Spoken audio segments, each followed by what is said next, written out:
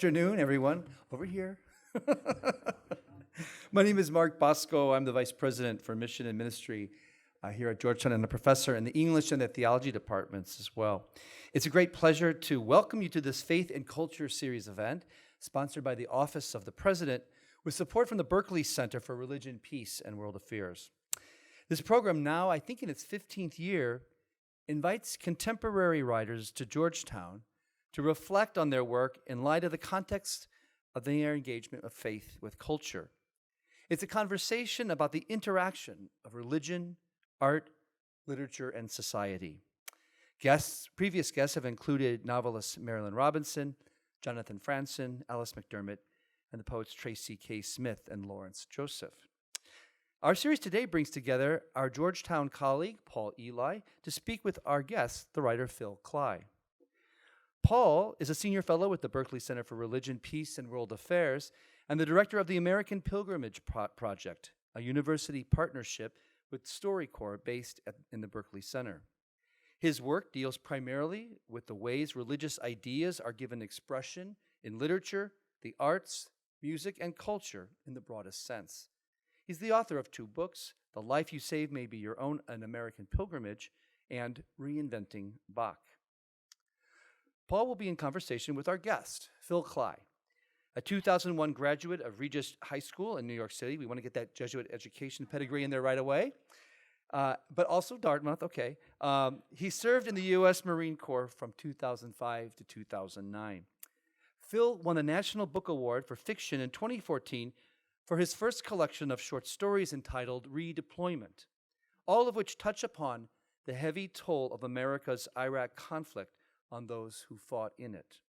Sometimes brutal, but often darkly funny, it was selected as one of the 10 best books of 2014 by the New York Times. His 2020 novel, Missionaries, examines the globalization of violence and the professionalization of global war through the interlocking stories of 4 characters and the conflicts that define their lives. The novel was named one of President Obama's favorite books of the year, as well as one of the Wall Street Journal's 10 best books of the year. Phil's newest work is a collection of essays published in 2022, Uncertain Ground: Citizenship in the Age of Endless Invisible War. I was privileged to hear one of these essays in this collection, Tales of War and Redemption, when it was given as a lecture at Loyola University Chicago many years ago. Not only was it a thoughtful and engrossing talk about the way his Catholic faith shaped the contours of his literary imagination, but I was even more impressed with Phil's ability to engage his audience with what I can only name as cura personalis, especially those who were the student veterans in the audience, helping them speak with them and make sense of things as they return to civilian life. Among his many projects, Phil also teaches in the MFA writing program at Fairfield University, which brings us, of course, full circle back to Jesuit education. So please join me in welcoming Phil Cly and Paul Elie.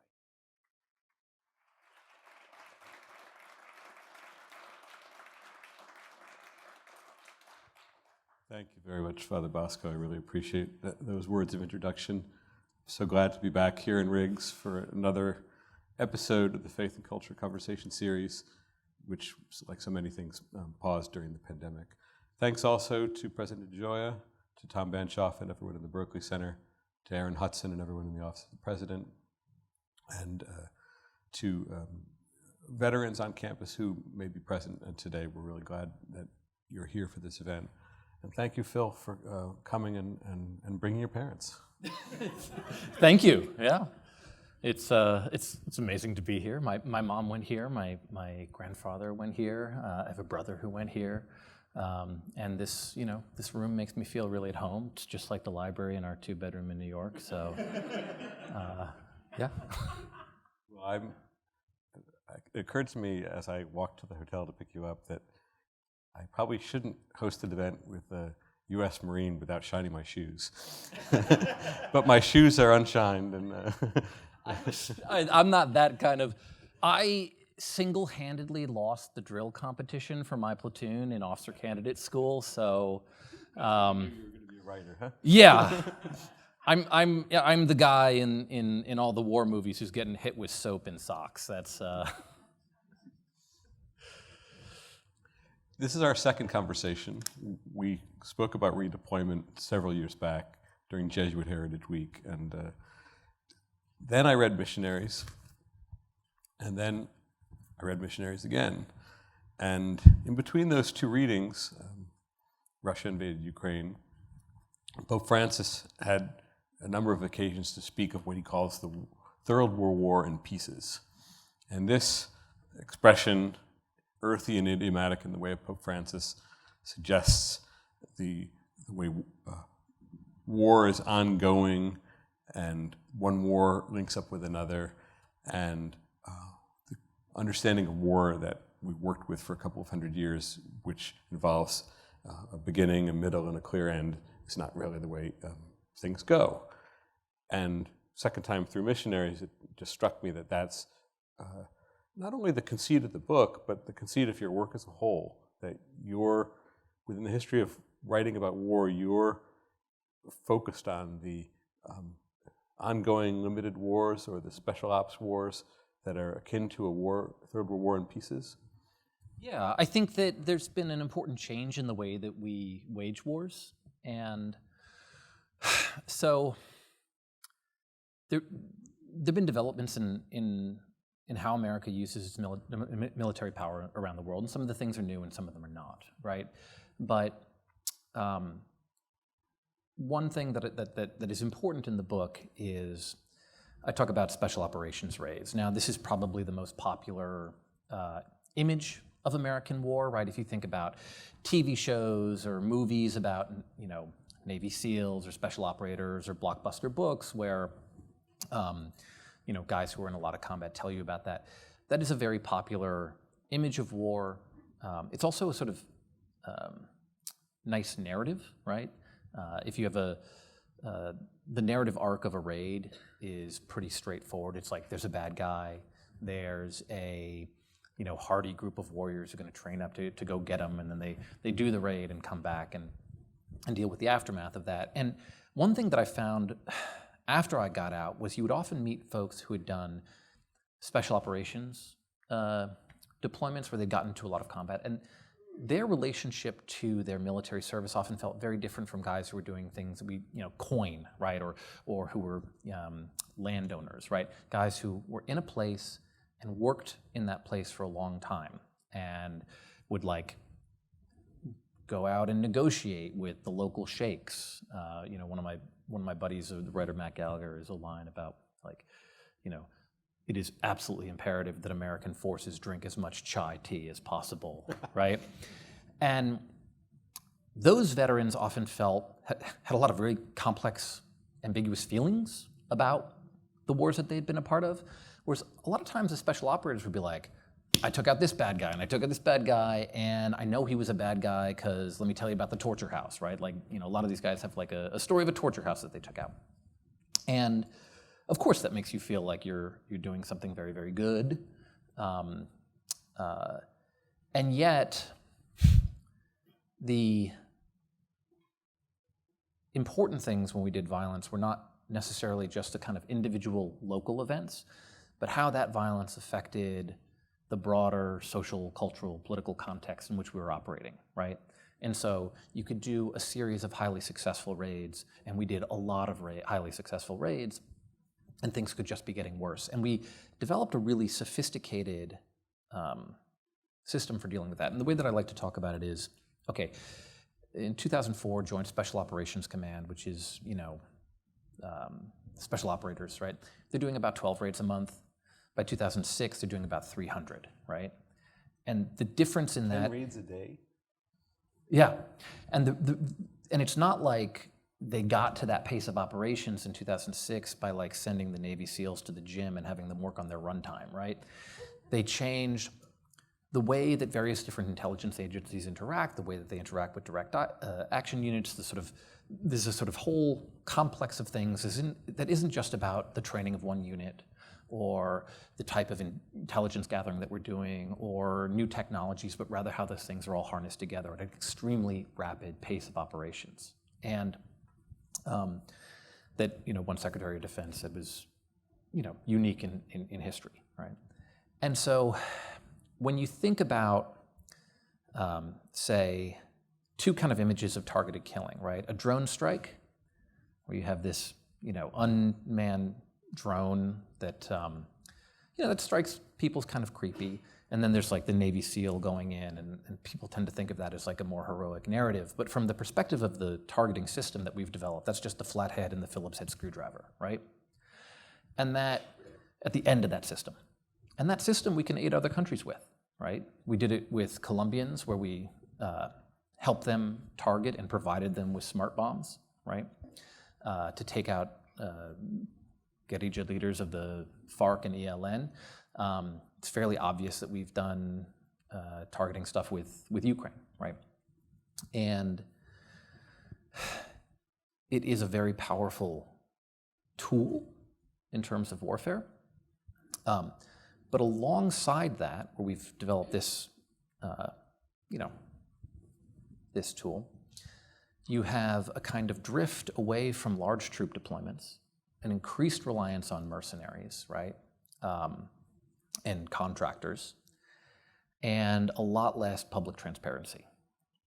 And so you have a situation where the American president has troops who are either engaging in direct violence or aiding violence in a large number of countries around the world.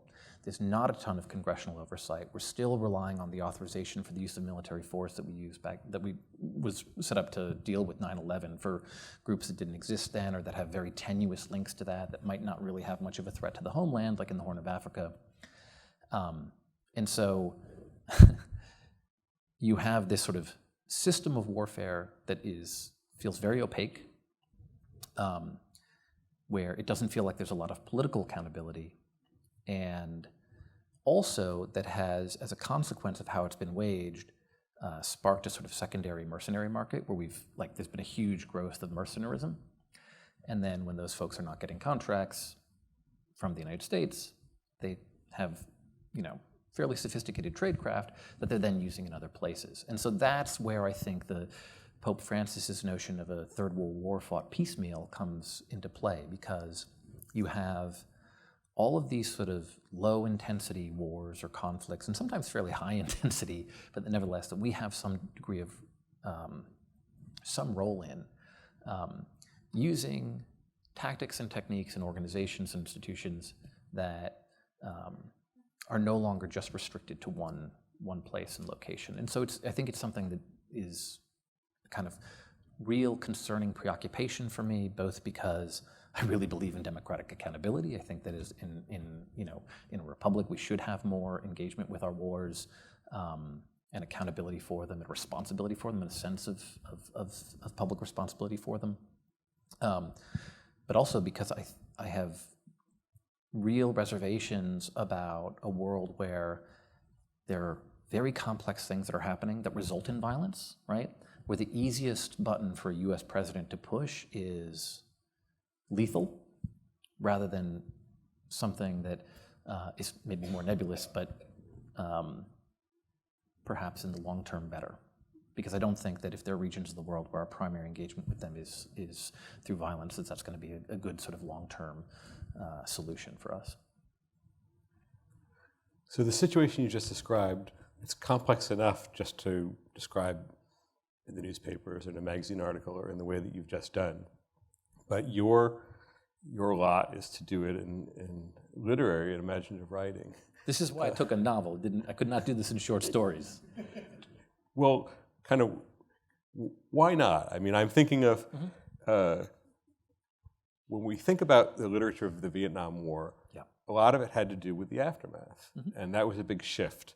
Instead of battle narratives, it was coming home narratives. Where's the welcome, the enemy, the difficulty in integrating flashbacks and so forth. So a different narrative approach was required.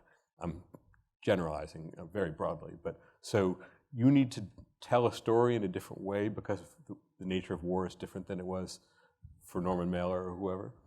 The nature of the war is different, and also, it's a different focus. My first book is mostly about guys who do one deployment and then are out, right? or it's about their first deployment, or something like that. And so I was looking at something, trying to capture something very different with redeployment. For missionaries, I'm talking about mid-career professionals, right, in different institutions that are important for modern war. So there's a journalist, a American Special Forces guy, a soldier, a Colombian special operations officer, and a kid from a very poor rural region on the border with Venezuela in Colombia who ends up in the paramilitaries, right? And so, sort of, he's the one who's going to be kind of closest to the ground when things pop off. I talked about the raid, right? A raid has a nice beginning, middle, and end. Well, there's a raid in the middle of this book, which is based on a real raid that happened, where they found out that a drug lord was had special ordered a 6-foot-tall teddy bear for his girlfriend, like you do. If you've never ordered a 6-foot-tall teddy bear for your significant other, you have less love in your heart than a bloodthirsty drug lord. The Colombian military, with the help of U.S. technology, tracked the teddy bear to the party that he threw for her, and then they raided the party. It was a surprise party. I'm sorry. It's not appropriate. That's in the middle of the book, because that's not the end of what happens in that region. Because when you kill somebody who's an important player in that region, it's not like everybody's like, okay, now we go home. Now there will be no drugs. Now there will be no power struggles in this region. No, there's a power vacuum that opens up, and that changes things in the region, right? That the people who are ordering that strike don't really understand. But that kid who ends up in the paramilitaries for complex reasons, that's going to directly impact his life. And so, you get him, and then you get the Colombian officer, right, who has his own set of incentives related to the institution that he's a part of, and the American who has his own interest in this, right, as he's working with the Colombians. And each of the sort of, in the way the novel is structured, each of the characters is sort of at odds with their own institution. And then in the middle of the book, things change. Anyway. So the book, these narratives are braided together, and this dramatic moment happens in the middle. And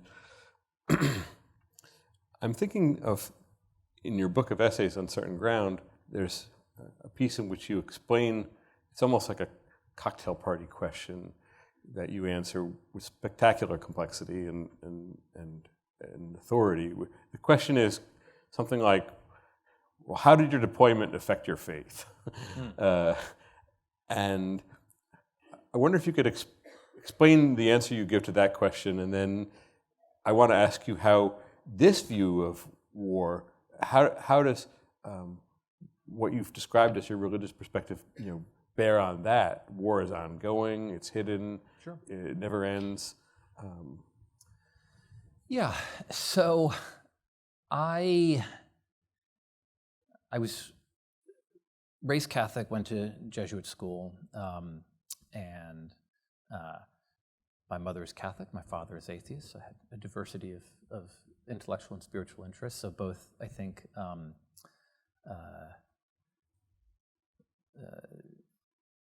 both sides of my family deeply engaged with, I think, important questions about how to live and love, and things that are, I think, deeply related to spirituality more broadly. And I was Catholic through college and going into the military, and then I fell away from faith after sort of in the middle of my deployment, really, and eventually sort of decided to consider myself an atheist at one point, and before later coming back to Catholicism. And it was not that I went to war and saw how awful things were, and so I fell away from faith, which, by the way, is something that happens, right? There's this, there are no atheists in foxholes. No, there are atheists in foxholes, and there's some people who are atheists because of what they encountered in foxholes, right? And, Father Bosco talked about the talk that I gave for him. He asked me to give a talk about my Catholicism, and the essay is what emerged from that. And after I gave that talk, a veteran of Afghanistan said in the conversation that we had, after Afghanistan, I stopped believing in God because it made it easier. Because it meant there were some questions I didn't have to ask.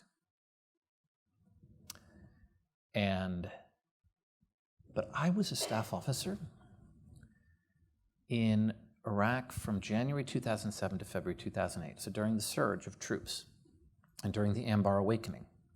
So when we came to Iraq, we were going to the most violent place, right? Where I was going to do a safe job, a very violent place. There was a suicide truck bomb outside our main gate the first month. I'm there, we're bringing injured people in. I'm carrying a stretcher with like a little kid. I'd never seen the kind of injuries that bombs do to bodies before, right? Like, why would you? And now you're seeing like a child like this, right? And then by the end of the deployment, the violence in Anbar just dropped, and everybody feels like we're winning. And there's all this data, mountains of data about, the military loves these like systems that categorize and show the improvements, and things really were less violent, right? And so it felt to me like the world was this rational, controllable place, right? And the faith just kind of withered away. And it's the will to power or the American know-how that you felt a part of? Yeah, American know-how, and the world is not that mysterious. It's like a thing that you can plug into a database and figure out where everything is. And it's funny too, because I had an experience. There's a unit that they'd hit a couple of, I forget, it was an army unit, had hit a couple of like Al-Qaeda in Iraq safe houses, and then the 8th Engineer Battalion went through and overnight like turned those places into combat outposts. And so like the next morning there were just like, built up HESCO barriers and things, and US troops where in the towns where there once were insurgents. And I'd gone out there, and I remember I went in this briefing, and the intelligence officer gives like this briefing of the town and like all the incidents that have happened, and like when you're in that room and you're looking on the map, you feel like we have total control and knowledge of this of this space. And I remember walking outside and then walking outside the barriers and just like looking down the road and it was like, I have no idea what's going down that road. I have no idea if I were just to walk away from this American outpost and engage somebody in conversation. What I don't know anything about this town or the kind of lifeblood of the town. And the French Christian existentialist philosopher Marcel, yeah. Gabriel Marcel. He was at the Red Cross in World War I. And after a battle, they would get all this flood of like requests. Basically, is my son alive? Is my husband alive? And he would have to find the answer and deliver it to the family. And he divided the problem in the work into problems and mysteries, right? And a problem is something with a yes and no answer, right? So, is this person alive or dead? Is a binary. You have to have databases with index cards and all this information, and you put it through this process and it spits out an answer. And then the problem is closed, it's done. But then you'd have to give the answer to the family. And then he said you're in the province of mystery, because anything that involves human beings at any level of depth, love, death, family, this involving all three, it's not like you deliver the information to them and then that problem is closed, right? That information that you're delivering is going to be a mystery that echoes out throughout the rest of their lives. And I felt like Going through Iraq, I felt like more and more the world had been turned into problems with solutions. And then as I started writing Redeployment, it seemed like more and more the things that I thought were problems were actually mysteries. And that's, I think, what ultimately led me back to Catholicism. So what you found in Catholicism was a more complex account of reality than the winners and losers account that led you to swagger a bit as you exited from Iraq. So then, how does that find its way into the structure, arrangement, or outlook of a novel? So that book opens with Abel, who's the kid who ends up in the paramilitaries, talking about what a person is, right? He starts talking about the first paragraph is sort of like a false start. He starts talking, you should just read the opening. Perfect, yeah, I was just looking at it. I'll just read the first page, basically, and other than, instead of just like trying to awkwardly tell you what I had written. There's no extra pay for this. My town sat on top of a small hill by the side of a river whose banks held only sand. At noon, you had to walk quickly so as not to burn your feet, but when it rained, the river would overflow and turn our central street to mud. All us children would go out, slipping and pushing each other, playing in the mud before the sun baked it hard and the wind carried it away as dust. To talk about this part of my life is to talk about another person, like a person in a story. A boy with a father and mother and 3 sisters, one pretty, one smart, and one mean. A grandfather who drank too much and beat everyone at dominoes, a teacher who thought that boy had talent, a priest who thought he was wicked, friends and classmates and enemies and girls he watched with increasing wonder, like Jimena, who had thick curly hair and fair skin and who got pregnant with the baby of one of the local guerrilleros. Most people think that a person is whatever you see before you, walking around in bone and meat and blood, but that's an idiocy. Bone and meat and blood just exists. But to exist is not to live in bone and meat and blood alone, is not a person. A person is what happens when there is a family and a town, a place where you're known, where every person who knows you holds a small invisible mirror, and in each mirror held by family and friends and enemies is a different reflection. In one mirror, the sweet fat boy I was to my mother. In another, the little imp I was to my father. In another, the irritating brat I was to Gustavo. A person is what happens when you gather all these reflections around a body. So what happens when one by one the people holding those mirrors are taken from you? It's simple. The person dies, and the bone and meat and blood goes on walking the earth as if the person still existed, when God and the angels know he doesn't.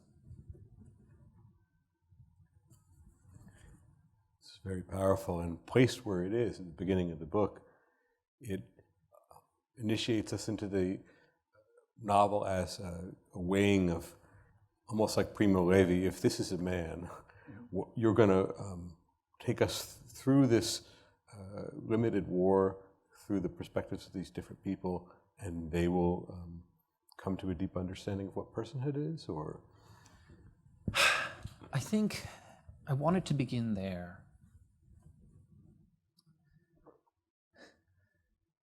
Because you want to understand what violence is, what violence is doing, right? You need to understand what a person is, and a person as being defined by that web, right? Because everything that I'm talking about, and the reason why you can't just kill somebody and only think about the consequences in terms of who that person was and what they were doing, and what it is that you wanted to stop, is because that person exists in a community, right? And look, I'm not a pacifist. I'm not wholly opposed to every aspect of the American way of war. There are places where I'm very glad that we have American troops, right? I was in Iraq, in northern Iraq, in December 2019, talking to some Syrian refugees who were extremely angry about when Donald Trump pulled troops out of their section of Syria because Turkish-backed militias moved in and ethnically cleansed the region, which is a perspective I can understand. And yet, I think that having a kind of richer sense of what a human being is just necessary for understanding what you're doing when you're waging war, what you're doing when you're killing people in sort of targeted strikes. And that's essential. That's essential for thinking it through on a moral level, on a spiritual level, on a political and military level. So do you think you could flip around what you the way you put it? You can't really understand violence until you understand what a person is. I think in a lot of the writers, and a number of them are Catholic writers that I've thought about, the whole question is, what is violence doing in their work? And could it be proposed that violence enables us to see what the person is, not just that personhood enables us to understand what violence is? Yeah, I mean, also Catholic writers are wild, right? You know, like, so, you think of like a there's a lot of great Protestant books about like upright people, you know? Like but like think about what Marilyn Robinson's like Gilead would look like if Flannery O'Connor wrote it. What she would do to that poor Reverend Ames, you know? She would have so much fun with him, you know? Because I think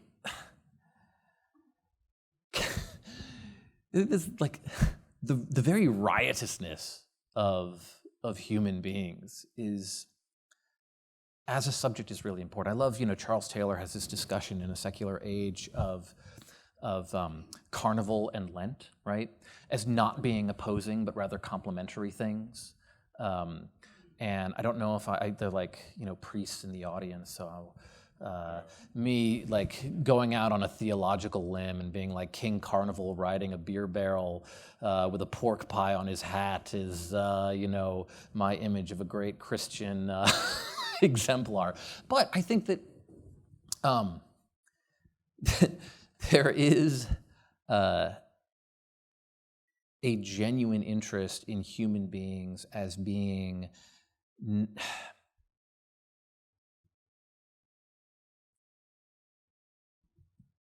as a sort of like riotousness and distortions and sin not being fully extricable, right, from their goodness. I always think of Flannery O'Connor's discussion of these nuns had asked her to write a hagiography of this girl who died when she was very young. She had sort of horrible tumors all over her face. And she talked about how evil often finds adequate expression, whereas good often on the page feels stale and boring, right? She's like, that's because our image of the good is actually this antiseptic thing that isn't the way the good actually is. When you look at the good, it's going to be marked by human sin, and so the face of the good is going to be like Mary Ann's, this girl, staring back at us, full of hope and full of promise. And so, and that's true when you look at the saints. There's a great philosophical essay, Moral Saints by, oh my God, Becca, what's the name? Susan Wolf, yeah, she's a wonderful writer. And it begins like, I don't know if there are any moral saints, but if there are, I'm glad that none of them are my friends, Like how horrible it would be with somebody who just always lived according to like the right, and maybe like utilitarian calculus or whatever, versus like a lot of the saints through history are like these wild, hard to live with people, but who nevertheless were, there was something incredible and beautiful about them. There's a wonderful letter that Stanley Robinson, the author of Treasure Island, Stevens, what's his name? Robert Louis Stevens. I'm awful on names today, Paula.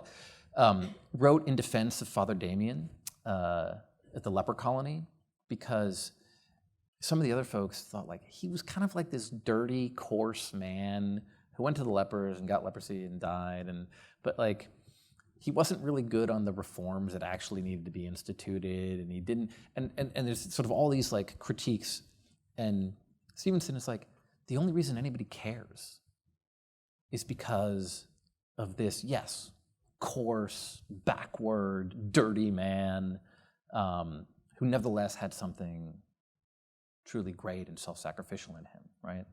And that, the image of great goodness is not something bland and perfectly upright, but actually often something that finds very strange expression. And that's why, like, the Catholic saints are this really wild group of people. And then to go back to missionaries, that sense of good as something still in formation and deformed by sin and evil, you're actually trying to bring that into the book when you sit down. Yeah. Can you bring us to your desk and show us a little? I don't want to get too abstract about the Catholic novel. I have the Catholic novelist here to explain. Right. I think it just goes with those, like, obsessions and not being afraid of that weirdness, right? Not thinking that if you're going to have, Father Damien, that he needs to be upright, Father Damien, like, that he can be somebody who, if you met him, you would be like, and yet he could be somebody truly great and saintly and holy, and that those things can coexist because he's a human being who's nevertheless touched by God. And so that informs things, right? For me, when you're looking at those characters, and I mean, more to the thing of the Catholic novelist is just this sense that when you're writing that there are those depths to human beings, right? That spiritual concerns are really vital, right? There's some novelists who write as if there were no spiritual hunger in human beings at all, right? I'm just back from a trip to Prague where I was interviewing a whole host of people, and also reading the secret police files on my family so that I can blackmail my relatives. And hi, Mom. And I met with all these members of the underground church, and one of the things that brought them was like, three people that I talked to, I had absolutely no religion in my upbringing at all. It just wasn't like hostile; it just didn't exist. And yet there was this hunger for something that would answer spiritual questions, right? The sense that that's important. The sense that I think there's an approach to the world itself as something filled with meaning, right? Is important to my approach. But yeah, I don't set out to write like a character who's saintly or not. But I do set out to write characters who have... Is he a saint? The chaplain. Can you tell that story, and then we'll go to sure. questions from the That's in Prayer in the Furnace, in my first book. There's No, I'm thinking of the guy in the Uncertain Ground. Chaps McLaughlin, a real person. Yeah, Chaps McLaughlin. So we had this surgical shock trauma platoon in my unit. So when there was a mass casualty or a suicide bomb, they'd bring people in. Military triage is a fairly, it's like a cold process. If you can't save somebody's life, you make them comfortable and you move on. But you don't want somebody who's been brought into this military base with, to just die alone. And I think that was, people felt that way particularly strongly about children. So Chaps McLaughlin, who's my unit's chaplain, is Lutheran. He took it upon himself to care for children as they were dying. And the engineers made him rocking chairs. They called them combat rocking chairs. Like combat rock. Like yeah, for specifically this purpose. And he rocked, I think, 17 children to death.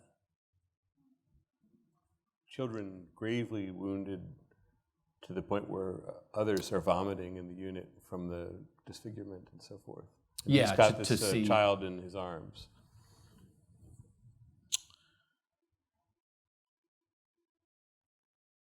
Yeah, he's an incredible man. And someone who I think you concluded by saying that he's the war's victim as well in a way. He carries the pain. So what's interesting is when I was feeling very self-confident at the time about everything that was going on. He was writing in his prayer journal at the time about how war in this sort, with an insurgency in a town, inevitably means children maimed and children killed, and that his status as a non-combatant, because he's a chaplain, doesn't absolve him of one iota of responsibility, you know? And yeah, so that was, and that too is something that I think about. You know, I think it's in that essay where I talk about, or no, it's another one. There's these medieval penitentials where they talk about how, you know, if you killed somebody in war, even a just war, you have to go to confession, right? And like they get really involved, you know. So it's not just if you killed somebody, you have to go to confession. And here's what it's like: if you're an archer and so you don't know how many people you killed, here's what you got to do. If you like maimed somebody, if you injured somebody and you're not sure if they're dead, but it was a pretty bad, you know. And it streams kind of bizarre from a sort of modern point of view. It's like, well, if you're in a just war, you're being asked to do something that is really hard, right? You know, running into a mass of heavily armed people and hacking them to death is, you know, frightening. And then we're also going to say that you've committed a sin that you need to absolve yourself of, even though you were doing what you were supposed to be doing. That seems like an insane double bind. And yet to me, it seems like there's some sort of, there is genuine wisdom in that. There's Jonathan Shea, who worked with Vietnam veterans in Boston. A lot of them are Catholic. And confession could be an important part for recovery for some of these guys. But you'd have to find like the right priest, because there's some priests who would be like, oh, you were serving your country, it's not a sin, you know? And it would make them so angry, right? Because they've killed another human being. And that leaves a mark on you. And so the sense that, you know, and there are other traditions in Catholic thought about this, obviously. But those early medieval penitentials are really interesting to me, and just the sense that, like, war is inherently tragic and inherently an encounter with evil, and we're going to grapple with that seriously. I want to go to questions from the audience, but let me kind of park something. In the new book, in Uncertain Ground, about war, you wrote, during my last decade of writing about war, I've often been unsure of whether I'm fulfilling a civic obligation, exploring a personal obsession, accepting a religious duty, or simply screaming into the void. When I read that, I thought, well, I would like to ask the same question about your seeming determination to have a religious dimension in your work. Is that, what are the layers of obligation and obsession there? But why are you doing it? I would probably be the worst person to know, right? Right. But let me just park that, and as we go to questions, maybe an answer will emerge. Nancy? Hi, good to see you. Oh, thank you. Such a pleasure to see you both. I want to just probe mystery. Yeah. Because when I think about the absence of rationality, which was what you countered it to, I think not so much mystery, I'm not sure I understand mystery, but meaning something else to fill a void. Power grabs that have to be justified or rationalized no matter what, even if you know they're not rational. So that's just one thing. I mean, it's one thing to say, well, I don't really understand the reasoning, so I'll move to mystery. But I think in many cases, war just devolves into criminality and so not so much mystery. That's just one thing. And then when you were, that wonderful passage that you began with, I love missionaries, of who am I, what's a person? It reminded me of shattered personality, which is one way moral injury is often described. there's just, it's very hard to put the self together again after all the indignities understates it, but all the penetrating wounds of war and disfigurement, moral, mental, and physical. So maybe unpack mystery a little bit for me. Sure, sure. Thank you. Yeah, it's not so much opposed to rationality,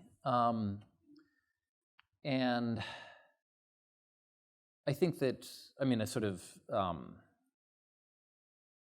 in some ways a very like calculating approach can be sort of will to power approach can be perfectly comfortable with problems, right? You know, there's a bit in the book where there's a journalist who's trying to figure out how do I write about the modern wars, right? Because it's not like in Vietnam. So John Stone is a great Vietnam journalist, was interviewed and was talking about why he thought Dispatches by Michael Hare was the best Vietnam book. And he's like, all of us reporters thought we had to go out into the field and figure out what's going on. And then when we found ourselves sort of like mentally slipping, we'd go back and recuperate and get our bearings. And Hare was the only one who understood that actually like staying out there and losing your mind was actually a critical part of the experience. And he donated his sanity to the cause of journalism. And the interviewer later told Michael Hare, like, this is what, you know, Zach said about you. And he was like, yeah, I guess I did that, right? 25 years passed before his next book, I think. Yeah. Mm-hmm. And she's like, okay, but that doesn't feel, like that seems right for Vietnam, right? But that doesn't feel right for this highly competent, highly trained military force going into regions where they know exactly who the target is, and there are all these missions that, you know, are working out these like perfectly rational processes, and like the whole thing's kind of insane, right? But individually, there are all these like great and highly rational justifications.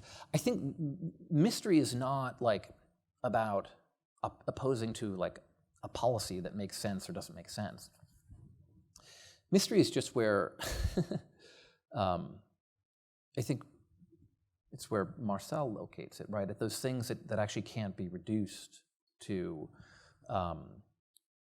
one answer. I mean, I think about this in terms of having kids, right? Like, you know, when I was a father, if you asked me what being a father meant, I had no idea, right? I'm like holding this tiny thing and feeling very moved by it, and also exhausted.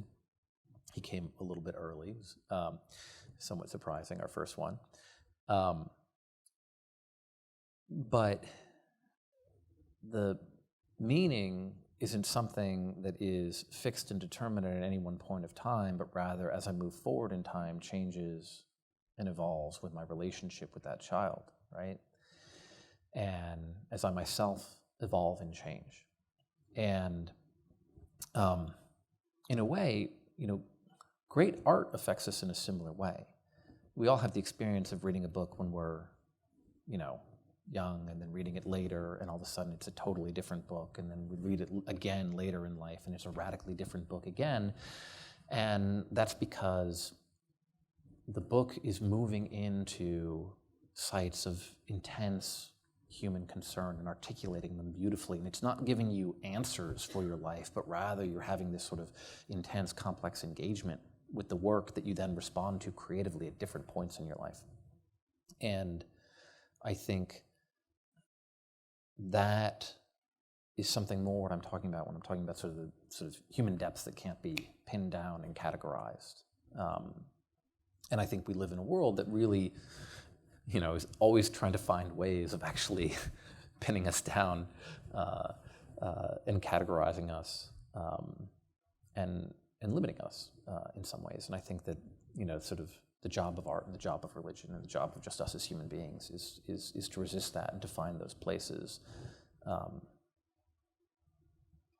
outside of problem and more related to mystery. I don't know if that helps, but yeah.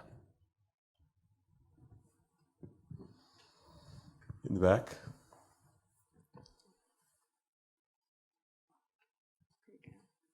Thank you. There are two mics roving around. Okay, that's fine. All right. Hi, Phil. I'm Arthur. Thanks for being here. I'm a student veteran at Georgetown. I'm president of our Student Veteran Association chapter. Service. Army. Army? Yep, Okay. 17 to 20. Yeah. And so The Space Force of the land. so far. We'll see what the Space Force turns into. It might be outstanding. We don't know. Give it another 15 to 20 years. Something that touched me was your acknowledgement of, I guess, the acknowledgement of sin, even though you were doing something just. Yeah. And something that I've been struggling with. I wrote about this in a Just Worse course that I was in last semester, and that is the PTSD and the moral culpability that comes from a drone operator, Yeah. and not having that proximity to the sin or to the acts that they cause. And of course, this is a totally singular thing, and everyone's going to have their own pathway to do it. But I guess I'd ask you, how would you differentiate the moral proximity to an action, and how would you navigate that? Yeah, it's complicated. I mean, the strange thing is you don't need a drone, right? To find instances where that moral relationship gets really diffuse. If you're like a medieval catapult operator launching a dead cow into a city to spread plague, right? If there are any drone operators in the room, I apologize for comparing you to that. It's not the same thing. I'm just saying, with a howitzer, you don't see your targets. You have a.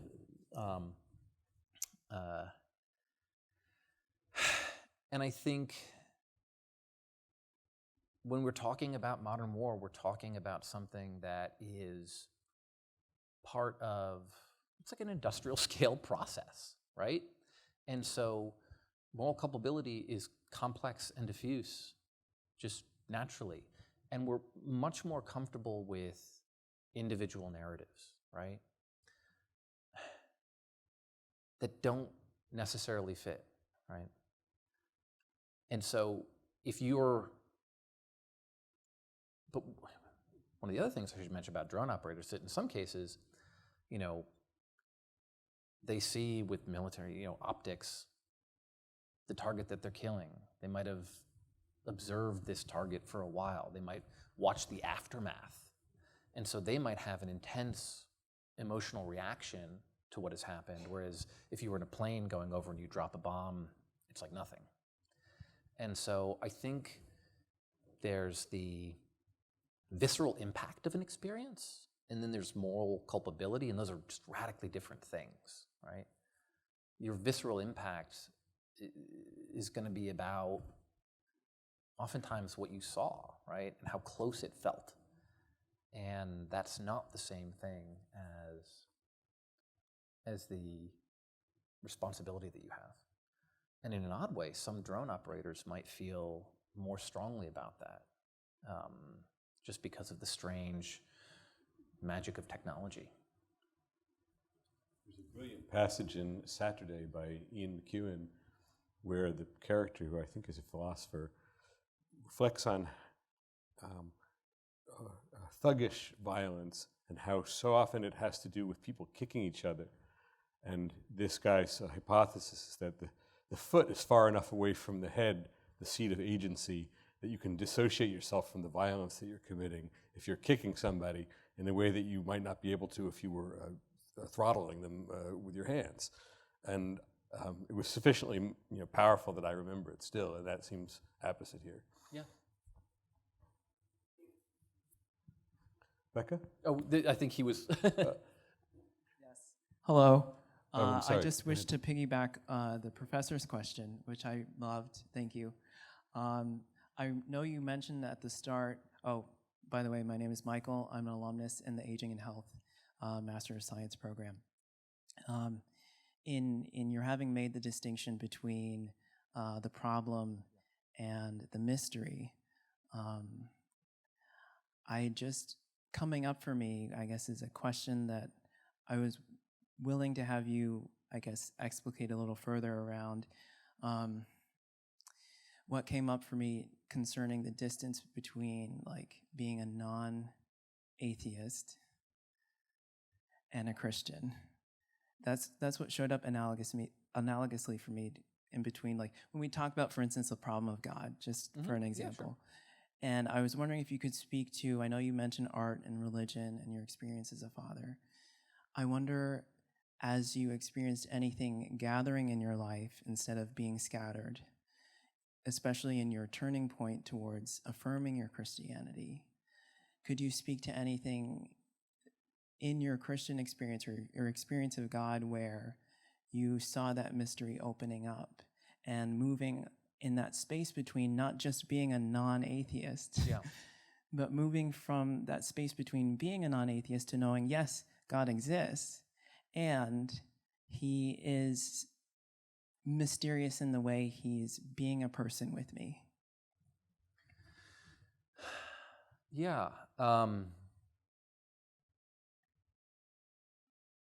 think very intense encounters with other people. I had an encounter with, I remember I was with my wife once, and we're just sort of like, having fun, chatting. I was like fiddling with her hair, and all of a sudden I had this like image moving forward in time of like us growing old together, us at the end of our lives, right? And after that experience, I drove slower because I didn't need to get my kicks from being a thrill seeker anymore. I had something else. The experience of having children, very much so, gave me the sense of not being this isolate consciousness walking around in a body. Like having kids is like, you think you're like an intellectual human being, you're an animal at the whim of other animals, right? And that's kind of a great thing. And also like just kind of fundamentally mysterious and powerful. So those are the moments that I think come to mind most readily. I think Becca?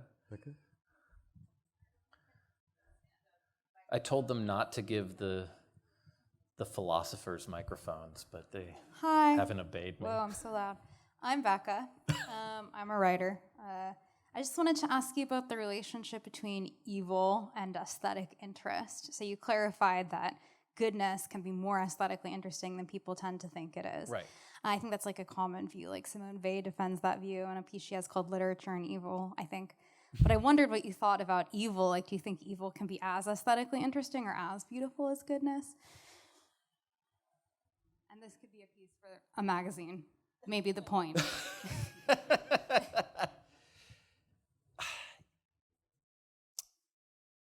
Yeah, I mean, there are ways of making evil interesting that annoy me. So, like, it's like the serial killer who's so, like, where like his like serial killerness is like his superpower. It's like so sophisticated, and we're just like, really what you're talking about with somebody like that is a fundamentally damaged human being where there's like a register of experience that is the most important thing in the world to all of us that is just not accessible to them. So there's a character in the book when I was writing him who's like a sociopath, but like, and